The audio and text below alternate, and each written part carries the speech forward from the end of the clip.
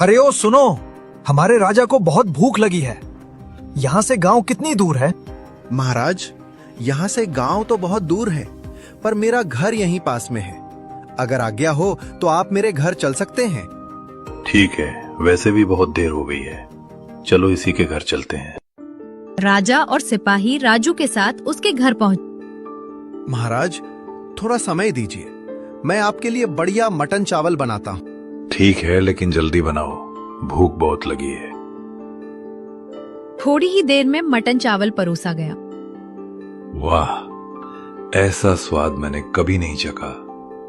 इतना रसीला मटन हमारे राज्य में कोई नहीं बनाता।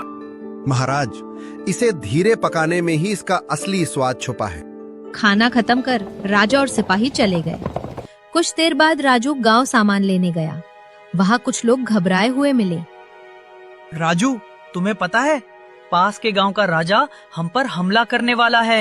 अभी थोड़ी देर पहले वही राजा अपने सिपाहियों के साथ रास्ता ढूंढ रहा था।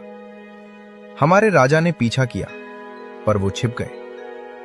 ये सुनते ही राजू के पैरों तले जमीन खिसक गई। उसे याद आया, वही राजा उसके घर खाना खाकर गया था। वो दौड़ता हुआ घर लौटा और अंदर जाकर बुदबुदाया, अगर हमारे राजा को पता चल गया कि मैंने दुश्मन राजा को अपने घर में छुपाया था, तो मेरी खैर नहीं। गांव के राजा तक ये खबर पहुंच चुकी थी कि गांव में किसी आदमी ने शत्रु राजा को अपने घर में पनाह दी थी। राजा आग बबूला हो उठा। उसी दिन दरबार बुलाया गया। जिस किसी ने हमारे दुश्मन को अपने घर में पनाह दी है, उसे ढूंढ कर मेरे सामने लाया जाए। जो भी उसकी खबर देगा, उसे मैं ढेर सारे हीरे और जवाहरात दूंगा।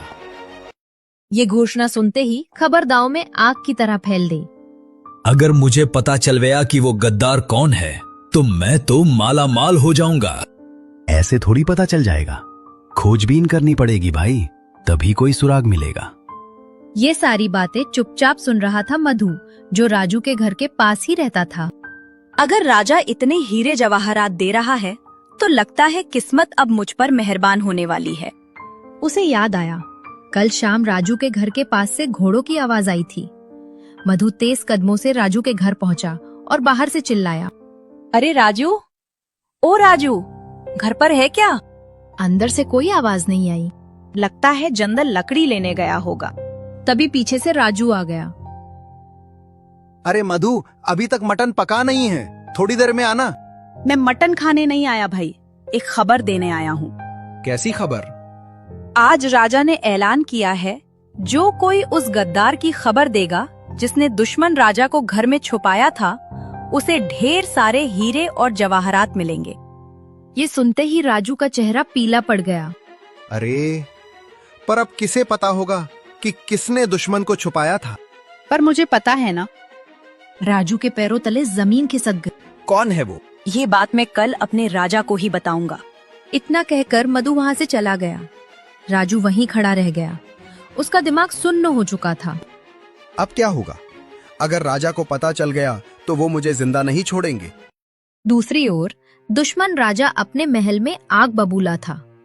रसोई में खड़े होकर वो अपने बावर्ची पर चिल्ला रहा था, क्यों रे, तू रांची जैसा मटन चावल क्यों नहीं बना पा रहा? तेरे पास दुनिया भर के मसाले हैं, फिर भी उस जैसा स्वाद क्यों नहीं आ रहा? महाराज, मैंने पूरी कोशिश की है।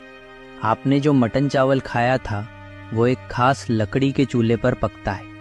उसी लकड़ी की धीमी आंच से मटन में अनोखा स्वाद आता है। हमारे राज्य में वैसी लकड़ी नहीं मिलती, इसलिए स्वाद वैसा नहीं बन पा रहा। मुझे बहाने नहीं सुनने, मुझे वही मटन खाना है। जाओ, जाकर ले आओ। कुछ ही देर में एक सिपाही राजू के घर की ओर निकल पड़ा। उधर राजू घर के अंदर डरा सहमा बैठा था। क्या मैं खुद जाकर राजा को सब सच बता दूं? शायद सजा कम हो जाए। तभी दरवाजे पर खटखट हुई। राजू का कलेजा मुंह को आ गया। उसने डरते हुए दरवाजा खोला। सामने वही सिपाही खड़ा था। हमारे राजा को तुम्हारे हाथ का मटन खाना है, जल्दी बनाओ, मैं लेने आया हूँ। पर अगर मटन चावल यहाँ से ले गए तो रास्ते में ठंडा हो जाएगा, स्वाद खराब हो जाएगा। उसे यहीं गरम गरम खाना पड़ेगा। मुझे समझाने की कोशिश मत कर, जल्दी बना कर दे, नहीं तो तुम्हारी खैर नहीं। डर के मारे राजू ने मटन चावल बनाया, पत्ते में लपेटा और देते हुए फिर कहा, मैं आखिरी बार कह रहा हूं, इसमें स्वाद नहीं रहेगा। सिपाही कुछ सुने बिना चला गया। महल में दुश्मन राजा ने जैसे ही पहला निवाला खाया, ये क्या है? इसमें तो कोई स्वाद ही नहीं। ये मटन कहां से लाए हो? महाराज, उसने कहा था कि अगर वहीं गरम गरम खाओगे तभी अच्छा लगेगा, ठंडा होते ही स्वाद बिगड़ जाता है। राजा सोच में पड़ गया। कुछ पल बाद बोला, ठीक है, जाओ और उसे बता दो, 2 दिन बाद हम खुद उसके घर आएंगे मटन खाने। सारी तैयारी रखने को कहना।